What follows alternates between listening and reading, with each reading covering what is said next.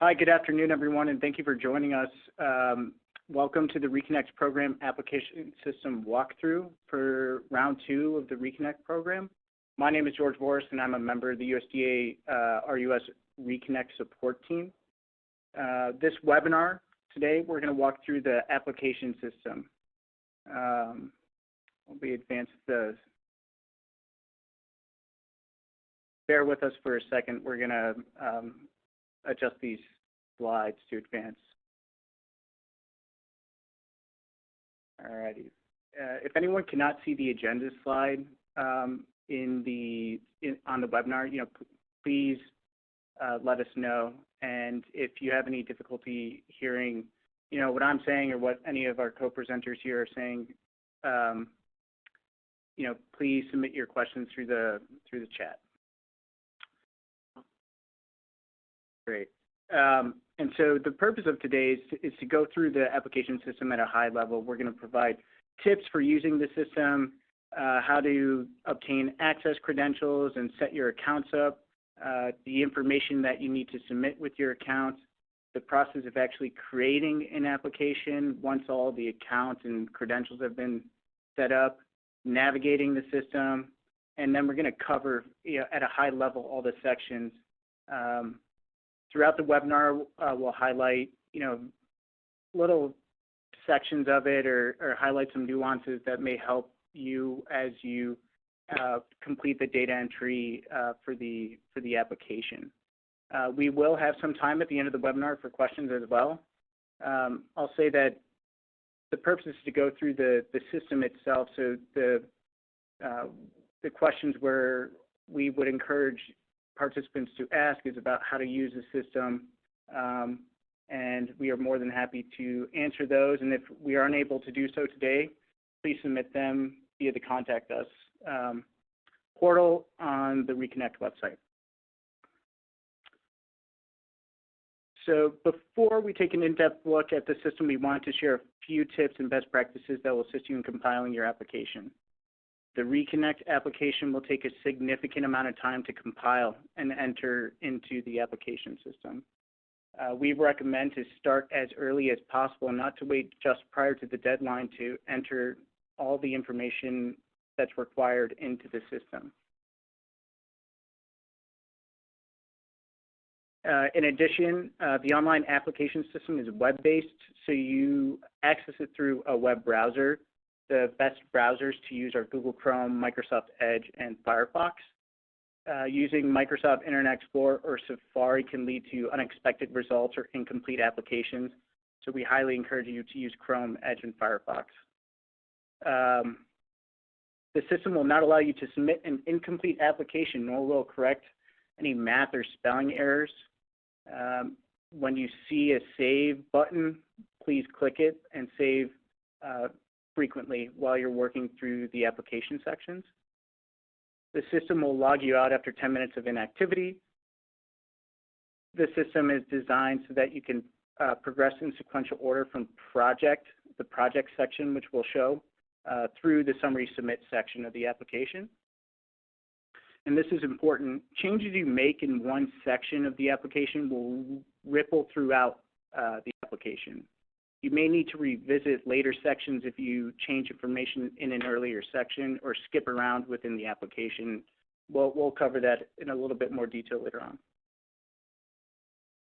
More than one person from the same organization can work within an application at the same time, but they must be authorized to work on that application. And be sure to consult the application guide on the ReConnect website for detailed instructions on every section of the application.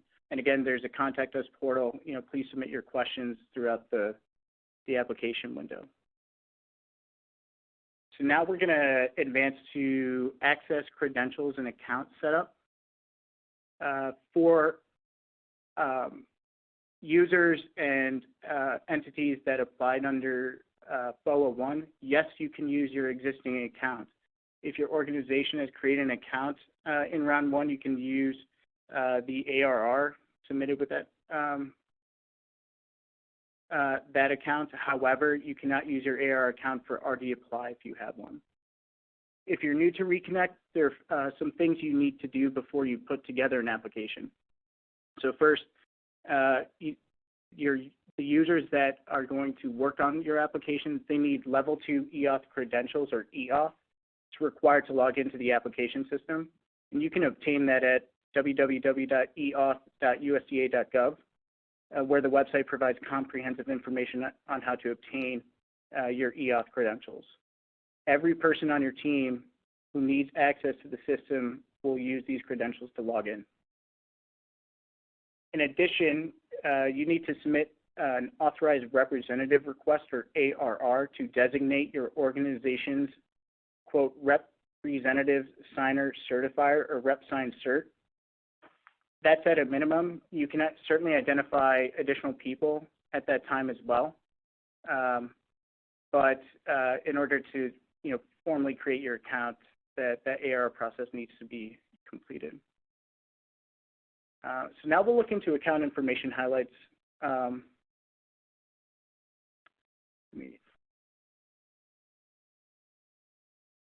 Okay, so before you can provide information about your project, you should complete all portions of the account information section. The answers you choose to the eligible entity type dropdown, as you can see on the screen, denoted by that red arrow, right? That carries effects throughout the application. So please make sure to select that before you start your applications.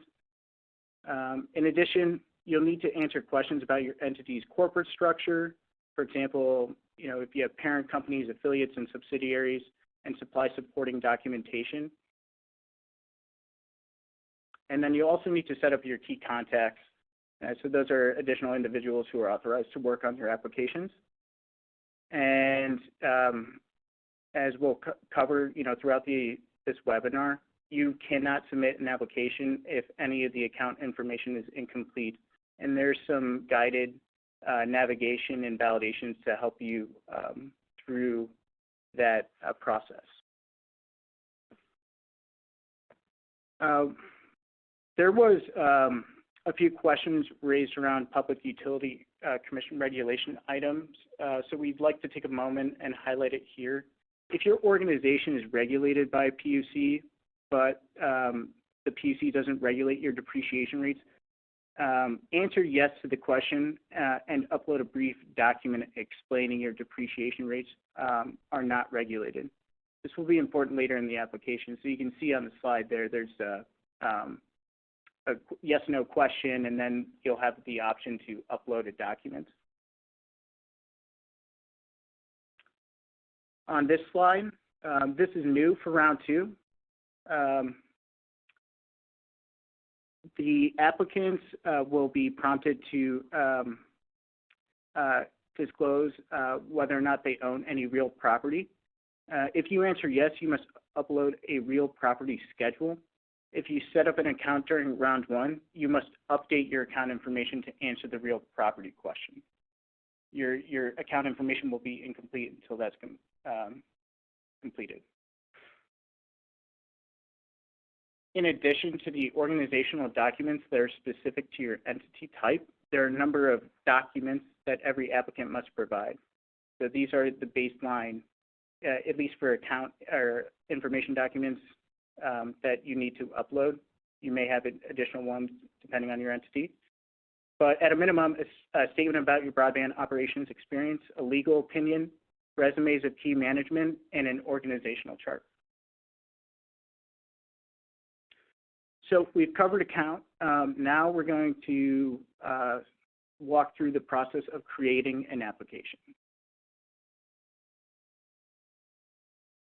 So this is on the slide 13 here. This is the landing page, sort of after you've logged in, right? You can see your accounts and authorizations in the lighter blue header at the top, and then underneath that you can see your active authorizations and submitted applications. If you applied for ReConnect funding in round 1, you're going to see and you submitted an application. You can select that Submitted Applications tab, and your documents and a PDF will be available. And then you can also download that PDF. This may be helpful if you intend to reuse documents or information from the previous application when you do your round 2 applications. When you start a new application by selecting that Start New Application button, you'll see that application a record for that application generate and display on the active applications table there. Once you create one, you can't delete it, but you can create more than one application.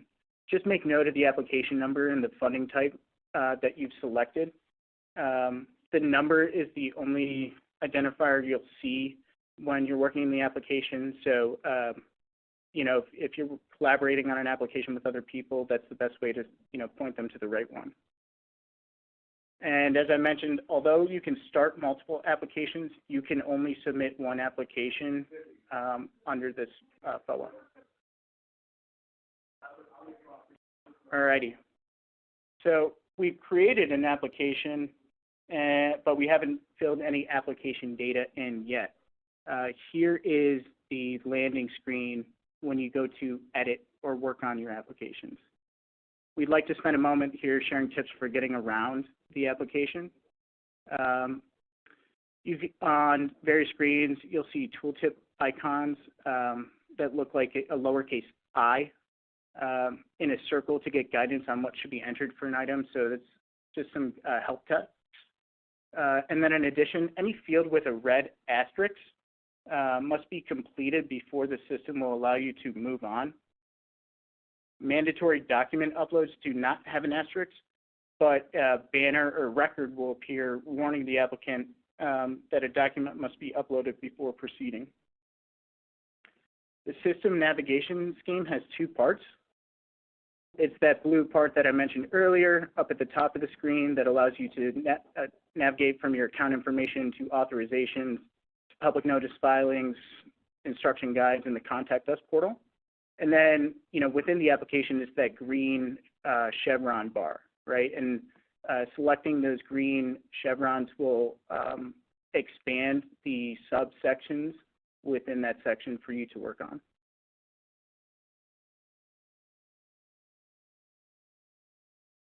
Okay. So there's a little triangle icon next to the project chevron. When you click that, it expands all the subsections.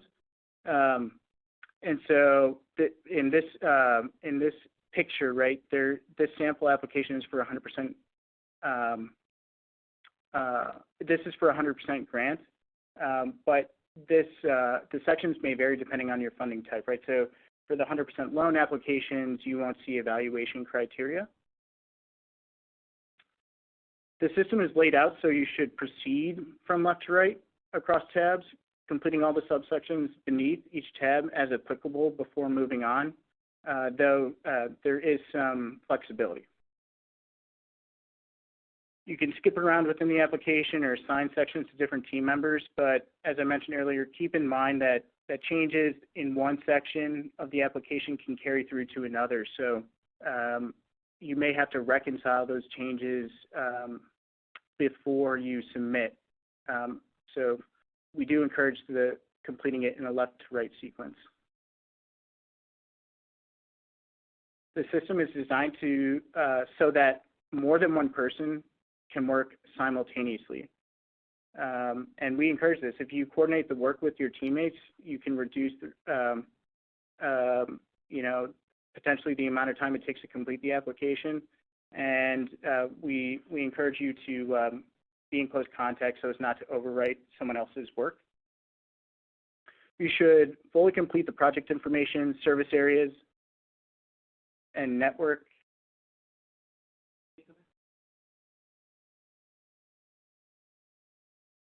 Sorry. The network section before proceeding to the financials.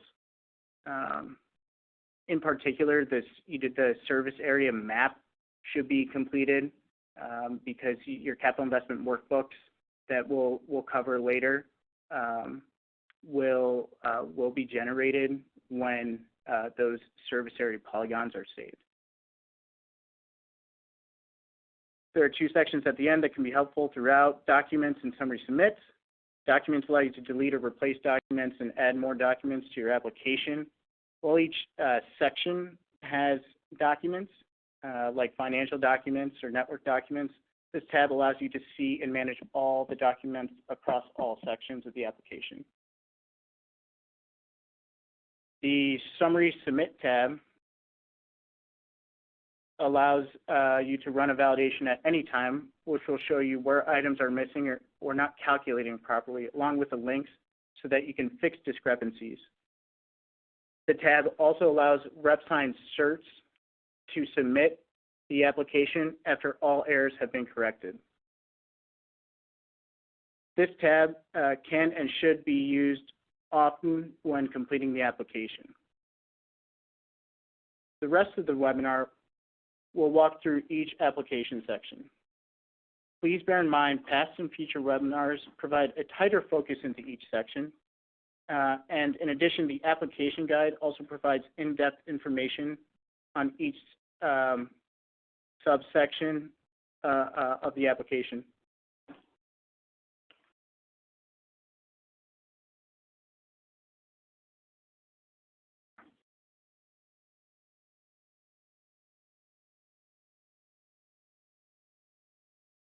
So we're going to move on and dive into the sections. The project information section has 2 pages. You're required to complete the project information and executive summary. So within the project information, there's a high-level description of the project. This is it's the first text box in this figure here. And RUS recommends 75 to 100 words for this item, and this description will be made or may be made available to the public. And then there's that is followed by a question about the technology types that may be used. So check all the boxes that apply, and then answer to this question will affect the build-out milestones, which is located within the network section. If you come back and change this section, you may need to adjust the information you supply for the milestones. Next, you'll want to address the unadvanced prior loan funds question. This question requires a yes/no response. Unadvanced prior loan funds are funds borrowed from the telecommunications program, but not yet advanced. The answer affects the capital investment workbook or capital investment schedule, the depreciation schedule, and the plant and service schedule. Then, after that unadvanced prior loan fund question is answered, you'll want to indicate whether the organization or your organization will invest any funds in a non-funded service area. This answer will also affect the capital investment workbook, the capital investment schedule, and your plant and service schedule. The substantially underserved trust area question is next. If you are requesting SUTA consideration, a document upload will appear on the screen after you answer yes, so you can upload your supporting documentation. And you can add more documents in the project documents later on in the process. Next, answer yes or no if your project proposes to provide service on tribal lands. Again, if you answer yes, a document upload will appear on the screen for your supporting documentation. And then finally, on this page, there's a place to upload a funding request resolution. Upload a resolution from the applicant's governing entity that consists of a statement authorizing the application to be submitted and stating the application's funding category and maximum award amount. So after the project information section, you proceed to the executive summary. This page has a series of text boxes into which you can copy and paste the relevant narrative sections of your application. Each text box can hold approximately 32,000 characters, including spaces. And this is where you'll provide a detailed description of existing operations, discussion about key management, a description of the company's workforce, description of interactions between any parent, affiliate, or subsidiary operation, detailed description of the proposed project. Once all that information is entered, you'll want to save. And just a quick note, as you can see, that each text box here is denoted by a red asterisk, so they are required. After completing the executive summary, you'll proceed to the NEPA, or National Environmental Policy Act compliance subsection. It's a key requirement of the ReConnect program. The screen asks whether an environmental impact statement, or EIS, or an environmental assessment, EA, is necessary, or has this been prepared for your project. Other environmental considerations will be addressed in the environmental section of the application. Answer both questions on the screen. If you hit yes to either one, you'll be prompted to upload documents. And then there will be a third, after answering these questions, if you answer yes, you will be asked whether or not you've contacted Rural Utility Service for further environmental guidance, and asking you to upload proof of that contact. While you might not have evidence available to you early in the application process, the agency encourages you to reach out sooner than later, because you must provide this evidence before, in order to submit your application. So now we'll proceed to the service area section. This portion of the application is where you will draw or upload shapefiles containing your proposed funded service areas and non-funded service areas, if any. I will spend just a few minutes highlighting some of the features of the service area mapping tool. One key consideration, the proposed funded service area and non-funded service area maps drive what you see in the network, financial, and environmental sections of the application, as well as the evaluation criteria for 100% grant and 50-50 loan grant combination applications. If you return to the service area mapping tool to add, modify, or delete a service area polygon after completing later sections of the application, you may have to modify or redo those sections because they all tie back to the service area.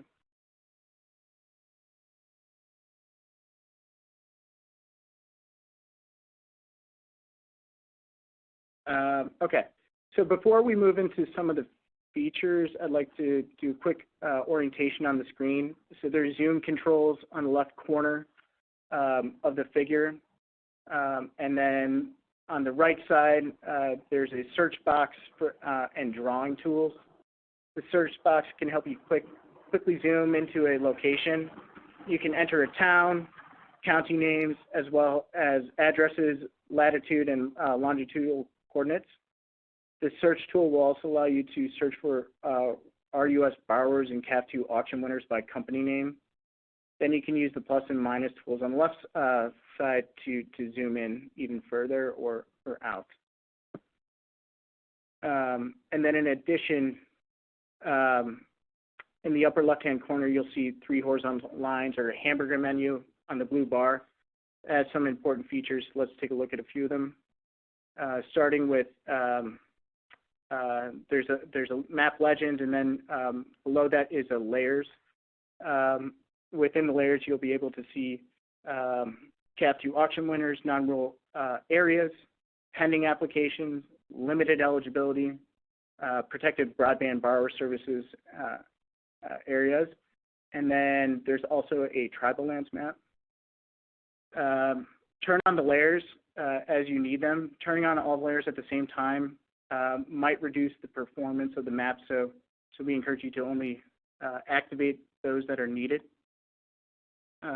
You're also able to see the evaluation criteria layers, and you can toggle those on and off as well. Many of the evaluation criteria use the map to determine the number of points for the 100% grant and 50-50 loan grant combination applications. These evaluation criteria layers include farms by county. This is a new layer for round 2. A rurality layer. So this is 100 miles from an urbanized area.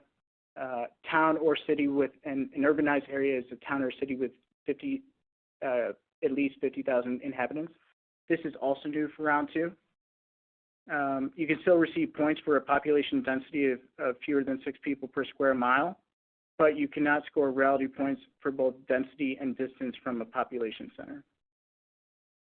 There's also a layer for opportunity zones. Again, this is new for round 2. And then there's layers for healthcare facilities, education facilities, and essential community facilities.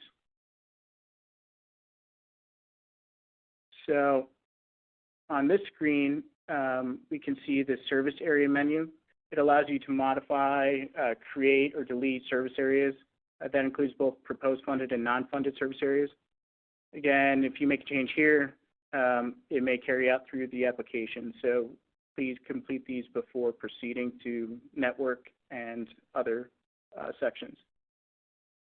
Name your areas carefully and concisely when you create them in the mapping tool. The system requires a unique name for every PFSA you'll be able to, or proposed funded service area. You need to be able to recognize PFS names throughout the application, and so do the USDA reviewers. If you need to change the boundaries of a service area, but don't want to delete other sections of the application completed with data, make sure to delete the polygon record in the, only the polygon record in the map. Do not delete the PFSA or NFSA name under the service area. And then next, this is the census slide. It's the last menu item we're going to cover for the map today, but it will display some data based on the service areas that you've uploaded to the map. Some of this information populates and affects other sections, like the subscriber breakdown by service area. Also, some of the information may be helpful to you as you compile other items for your application. For example, your description of the proposed service area and network and which congressional districts will be affected. And the census data is from the 2010 census. So we've covered project, we've covered the service area map. Now we're going to proceed to the network section. This tab is where you will assemble and capture items like the project timeline, project costs. The items addressed in this section specifically include the network design, the build-out milestones, the capital investment workbook, and the capital investment schedule. There's also a page where you can upload network documents to substantiate or support the data that you prepared in other sections. On the network design page, this is where you'll provide narrative descriptions for your proposed technology solution, which is required, your existing network. This item isn't required to submit an application. If you have an existing broadband network, it's advisable to provide this information, and then your proposed network, which is also required. And in addition, there are 3 upload tools at the bottom of the page. That's where you'll upload your existing network diagram, your proposed network diagram, and the professional engineer's network design certification. You cannot submit an application without this certification, nor can you submit an application without uploading a proposed network diagram. Next, this is the build-out timeline and milestones. This portion of the application determines how many milestones you need based on the technology type, which you had chose previously under the project information. Technologies using annual milestones include fiber to the premise, hybrid fiber coax, or other. Those using quarterly milestones, or the technology types that require quarterly milestones, include fixed wireless, licensed, fixed wireless, unlicensed, or a combination of types. Each proposed milestone must describe the milestone itself and include an explanation that supports the reasonability of the milestone, including any technical information or data points. Use the drop-down arrow at the end of each line to access the edit tool for each milestone to provide the description and support. Next, we'll proceed to the Capital Investment Workbook, or CIW. The CIW captures costs, quantities, descriptions of the equipment, materials, and facilities you expect to use in your project. The CIW is comprised of 4 subsections. it's vital that this section of the application be completed before moving on because data from the CIW informs other sections of the application. The CIW specifically, this is where you'll record service area costs specific for to each PFSA or NFSA as applicable to your project, as well as common network costs, so costs that must be prorated between a PFSA and NFSA if an asset will serve more than one area. And then you will also have the ability to disclose other costs, which would be which should also be prorated between a PFSA and NFSA if that asset is will serve both areas. And then there's also a summary section. So this is where the system provides a summary that aggregates all the CIW costs for your project. So as you're entering records on the table and you save, you can navigate to the summary page and you can see the roll-up. Completing the CIW is time intensive. Plan ahead to ensure that the CIW is completed in a timely fashion in order for you to finish other sections before the deadline. For each asset that you identify, include a brief narrative description and cost justification. You must complete all pertinent PFSA sections of the CIW for each PFSA. If your project has 10 PFSAs, for example, you'll have to complete the service area costs for every PFSA and common network costs and other costs if your project requires assets in those categories.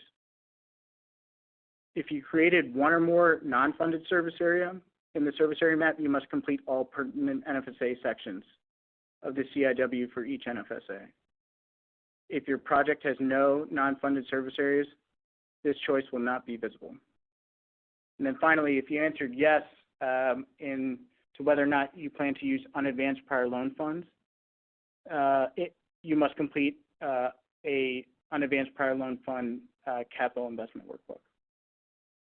Again, click Save button every time you see it, especially in the network section, to make sure that any changes are reflected in the summary. Okay.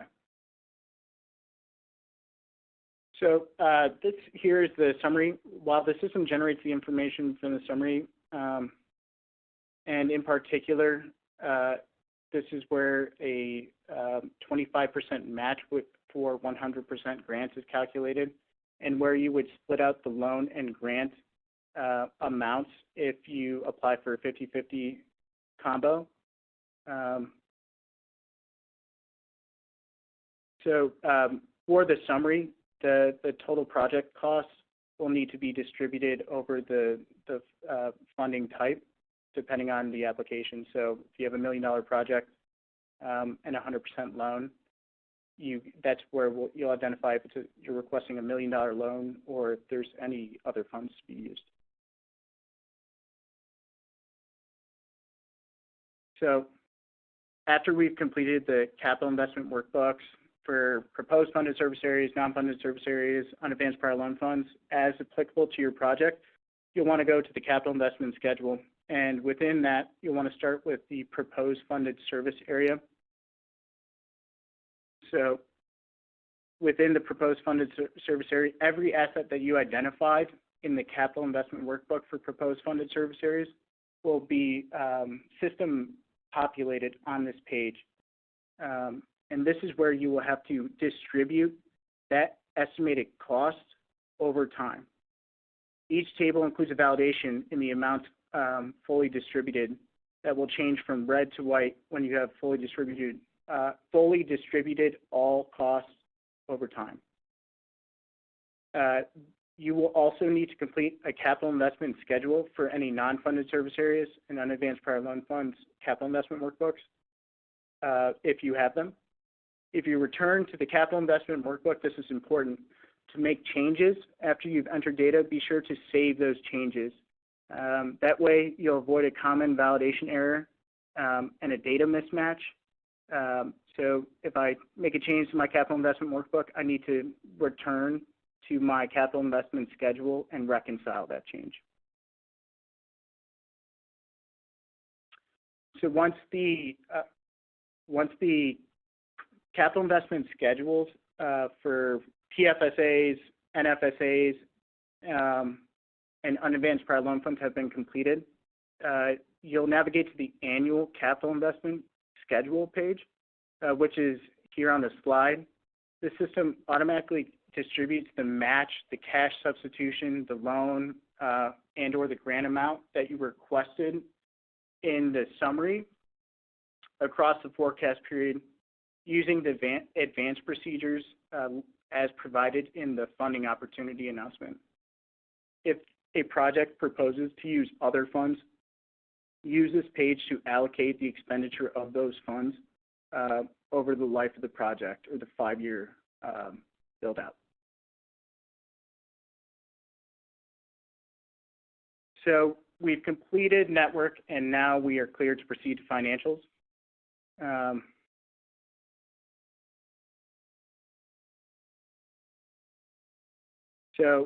Again, we highly encourage you to fill out the network and the service area map and project information because what's required of you to submit an application within the financial section may depend on some of the answers that you provided.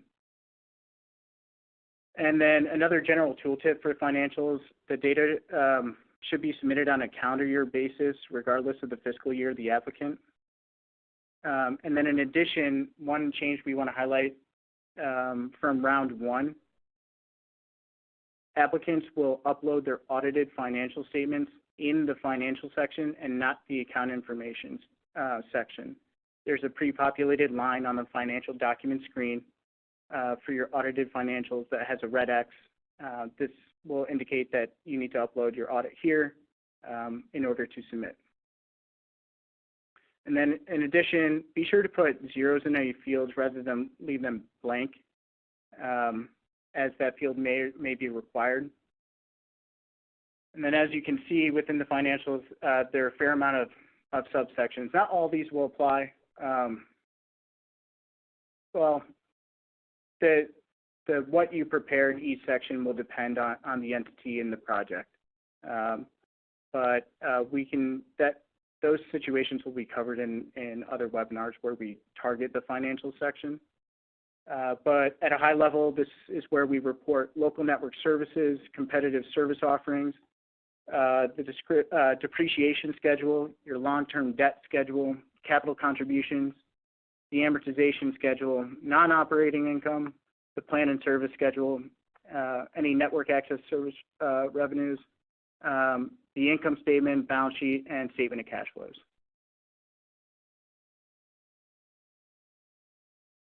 Yeah. So here's the local network service revenue page. So within this section, you start by identifying service offerings. This is where you list each broadband service you intend to offer and show all of the service areas where you intend to offer that service. This information, in particular the price of that offering, combined with subscriber projections, which you prepare later, will be used to calculate local network service revenues. When assigning a PFSA to a service offering, please only select those PFSAs where the service will actually occur or where there will be where you anticipate offering that service. Do not select service areas if it won't be offered there because it creates blank tables. This screen shows an empty summary at the top. That's where you enter all the fields, and all fields must be entered before saving. After adding service offerings, you can proceed to the subscriber projections. This subsection allows you to document existing and projected subscribers, including price and cancellation information. You'll enter this information for each service area, And then you will also provide the following data points for historical and forecast years: number of existing subscribers, number of new subscribers, number of subscription cancellations, and pricing information. The screen shows all services for one PFSA. Each PFSA in your project will have a blue bar that you can toggle to open the service offerings table. And again, there's one for each service that you identified for a given proposed funded service area. Local network service revenues. This is where you have an opportunity to identify other local network service revenue streams.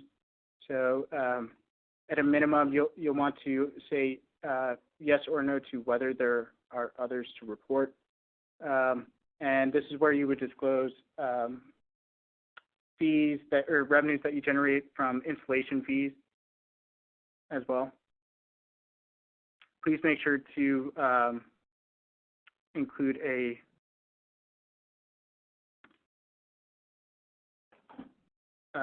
an assumption supporting any other revenues that you identified. So now we're going to proceed to the subscriber breakdown by service area.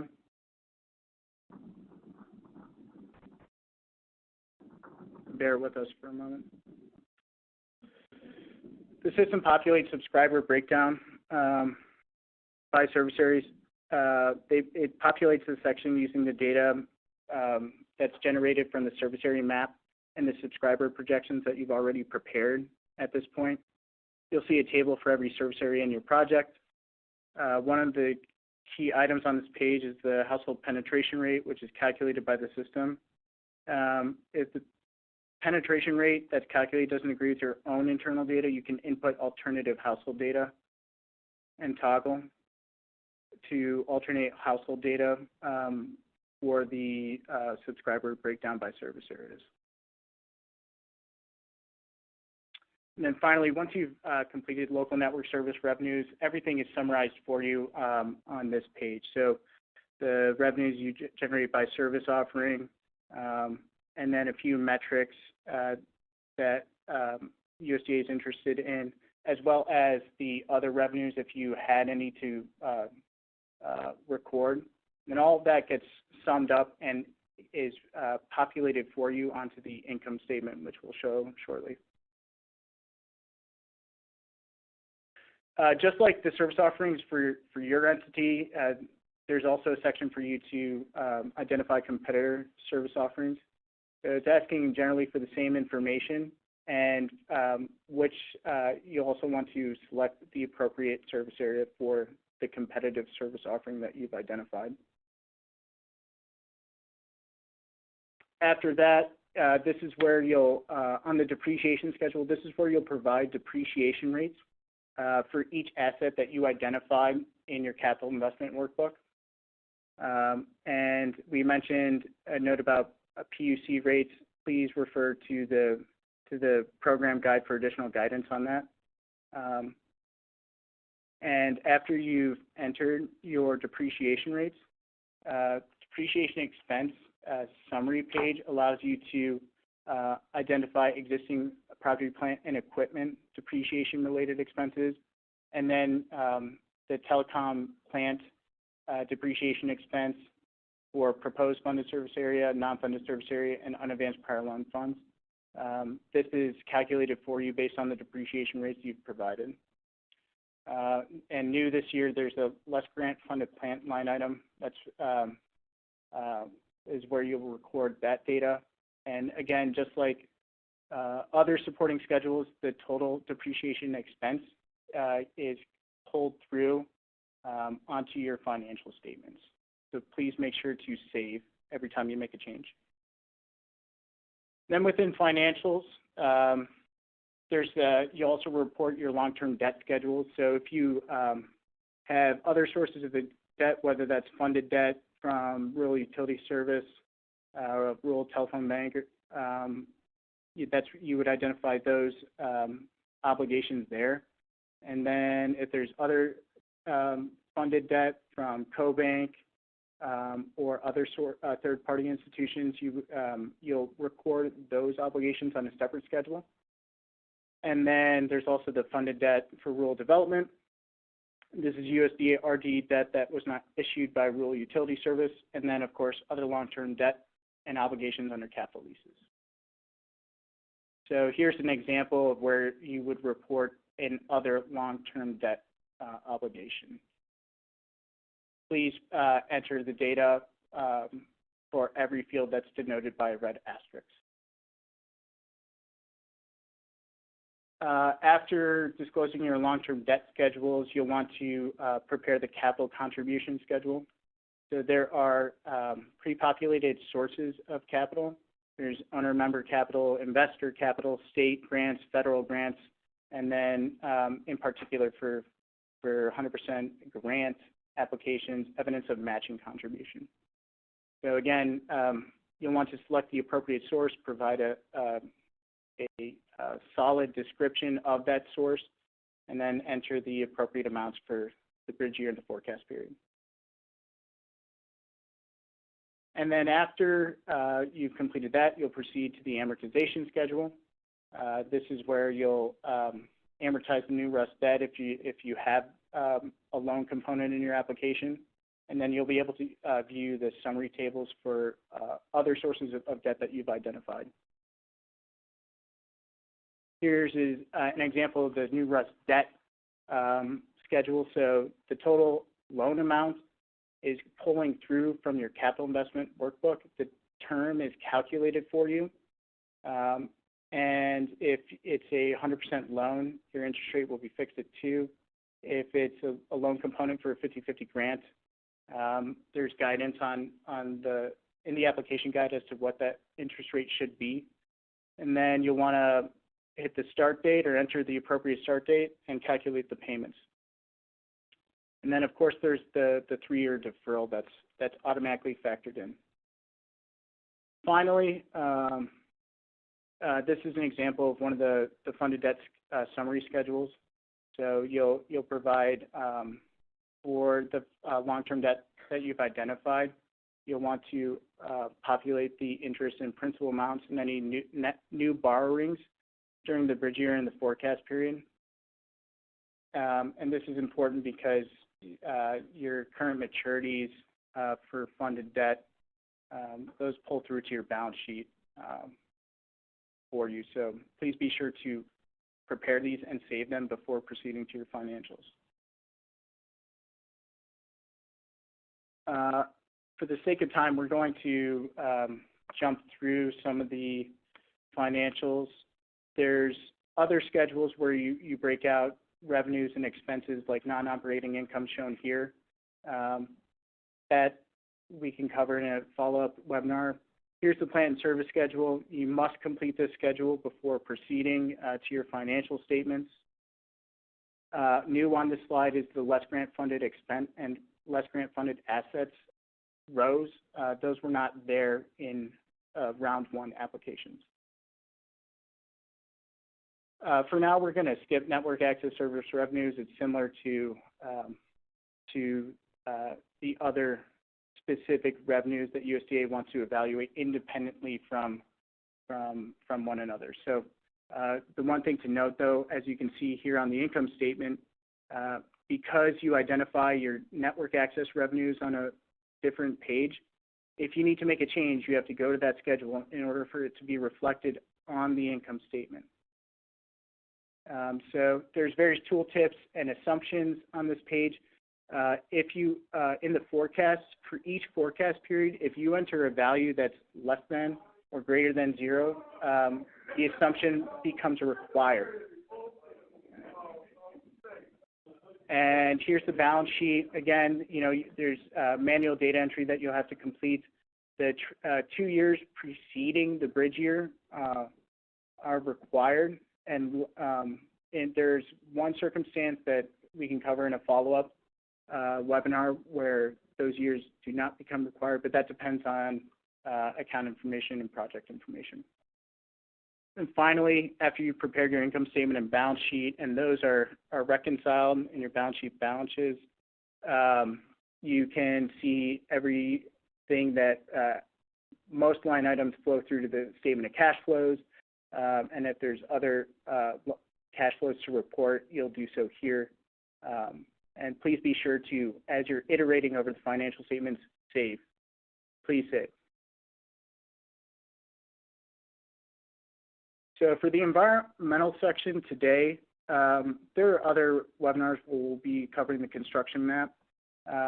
Just know that the construction map, and as we'll see on the next few slides, this is where you identify your sites and routes for the service areas, right? And this is also where you can see the intersection of those sites and routes with specific environmental layers. Please consult the application guide or contact Rural Utility Service for more information after this webinar about how to successfully complete your map. And then after the map has been completed, we'll have to prepare site and route descriptions for each site and route that you've identified on the map. And so we can advance ahead to these descriptions. So North PFSA on the slide is a site that I drew, and then here's where I'll identify specific assets for that site that require a questionnaire or description. So these questionnaires are guided, so your answer to the first question will flow through to other questions. So if you have any questions, please contact Rural Utility Service. And then finally, after you've done your sites and routes, you want to prepare site and route environmental questionnaires, as well as a project level environmental questionnaire, and then NHPA Section 106 environmental questionnaire. You have to download these and then upload them in the environmental documents section. They're fillable PDFs. And so once you've done that, you should be able to see on the next slide. I guess it's not in this presentation, but you'll see where you need to upload these environmental questionnaires. They're in the environmental documents.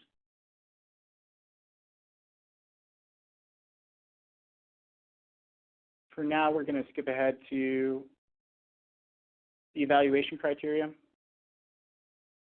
We'll just cover these very quickly. Evaluation criteria, some of the evaluation criteria points are calculated for you, others require manual input. The calculations are driven from the service area map. The ones that require input would be prepared on this page. And as you'll see on this deck, right, it shows you how the map is layers, and the intersection of census data and facilities will award the appropriate amount of points. These points are calculated for you and displayed on the summary page seen here. Then finally, the last few sections is where you upload licenses and agreements. You have to designate a status for each license and agreement as shown here. And you must complete these before submitting your application. There's an exhaustive list. You can learn more about these in the application guide. Then rep-signed certifiers must also complete the certification section. So the various certifications which you can are explicitly described in the application guide. The rep-signed cert is the only user who can acknowledge or check off these boxes and certify.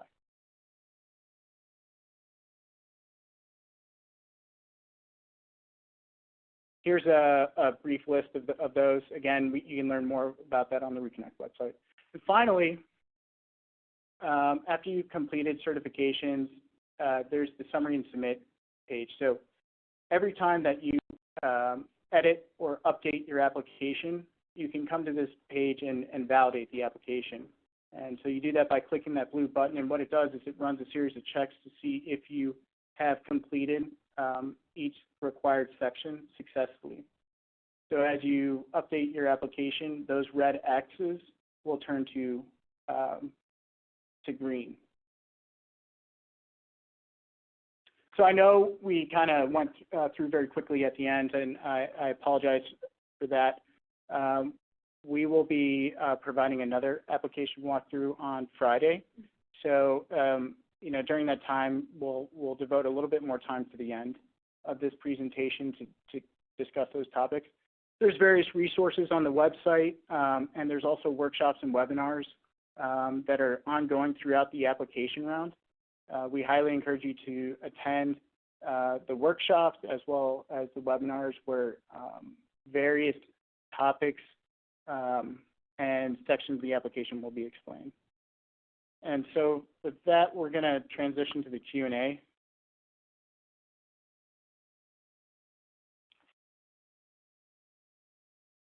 And we realized, this is Meredith Morrison, I'm helping out with the Q&A, and we realized we're up against the time, so I extended the time by a few minutes, but we may not be able to get to all the questions, so we apologize for that. But you can always submit through our help desk, and we will also have another webinar on Friday at the same time. And we'll be sure to devote more time for Q&A on Friday. Apologies again. All righty. So Meredith, do we have any questions? Yeah, so we have a list here, and I'll just go through them as time allows. So the first one is, I've already applied under the first FOA. Under this FOA, I would like to apply under a new account. How do I submit a new ARR for a different company? So without knowing your specific situation, I'd have to ask a few follow-up questions. So you submitted an ARR, or you applied under the first FOA. How do I submit a new ARR for a different company? Well, it's the same process, right? The ARR form may have changed slightly between FOA 1 and FOA 2, but you would submit that ARR just as you did in the last round. The system really hasn't changed all that much. All right, looks like we have another one here. For an applicant that was awarded a 50-50 award in round 1 and is applying in round 2, does the applicant select yes or no for the unadvanced prior loan funds? So that's a good question. I don't know if we, at this moment, are able to provide you a concrete answer. So what we can do is follow up with you after this and connect you with someone from the program that can help answer that question. Okay. So I'm seeing one here. Just reviewing some of these questions here.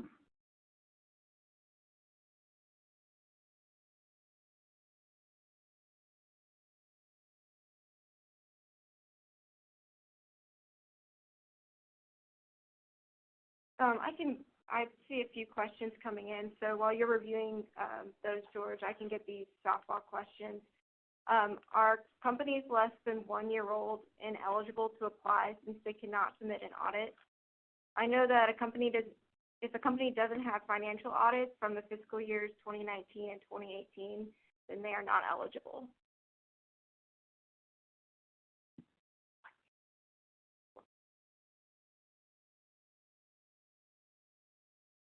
Well, it's just a 1 year audit, not 2. Yep. Okay. So here's a question. According to the rurality layer, there's only about 10% of the country eligible for 25 points based on criteria being 100 miles from a population center. With that in mind, 90% of the country is ineligible based on geography. How can the rest of the country qualify if the density of homes is greater than 6 per mile? Hi, this is Joan Kaiser. distance from a population center is a new way of determining rurality for round 2. You have 2 alternatives when you're looking at rurality. You can either use this new distance criterion, or you can continue to use the population density criterion, under which ReConnect will award points for a density of 6 people per square mile in a PFSA or less. And again, it's an alternative. If it works better for population density, you can use that alternative as a scoring criterion. Or if it works better for the distance from a population center, you can use that one. You can't get points for both, but you can use one or the other.